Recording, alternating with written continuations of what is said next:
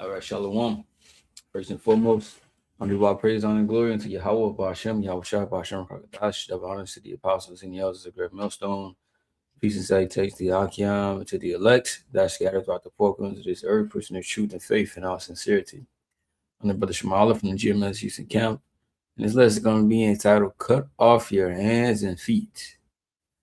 Now, from just reading the title, you might be like, man, this dude is crazy. What are you talking about? All right. But this is actually going into Matthew the 18th chapter, something that Yahweh Shai, reference, for us to do, right? If it offended us. And just quickly, touching on, that topic, right? Or this particular, point or scripture. So let's get straight into it. Matthew 18 and 8.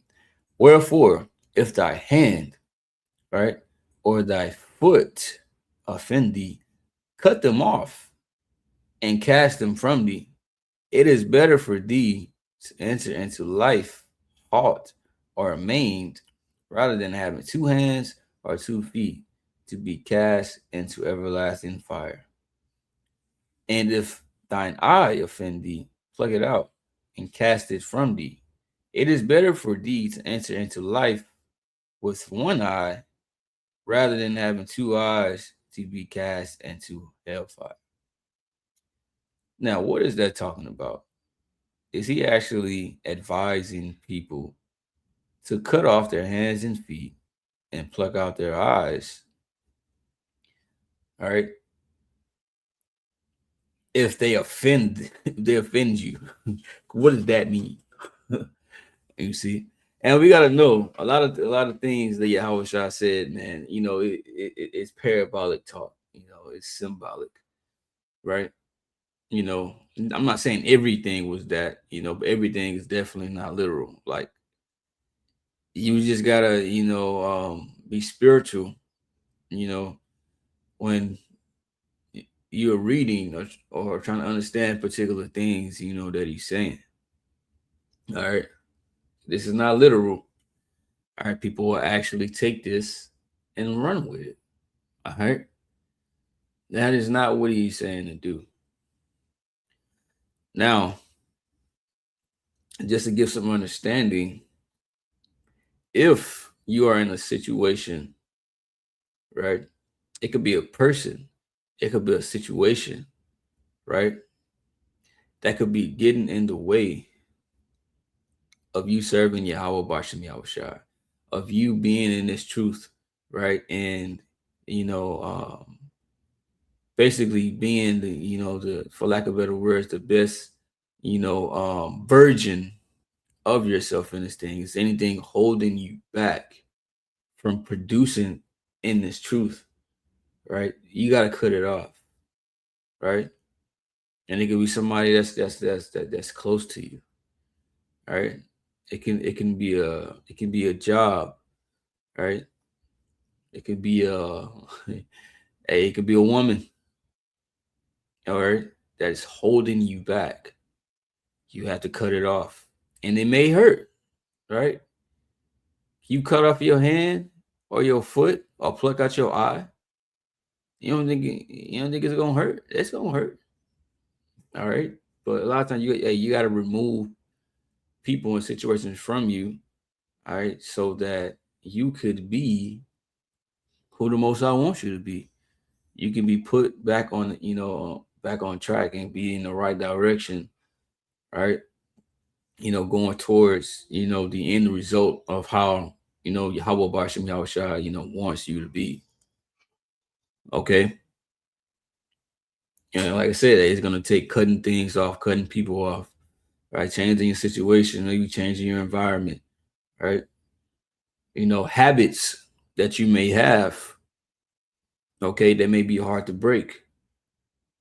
All right, but it's not something that should stay with you in this truth, because it could do you more harm than good, right?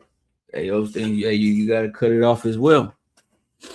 Okay, so that's what it's talking about, man. Sirach 37:27, my son, prove thy soul in thy life and see what is evil for it, and give not that unto it.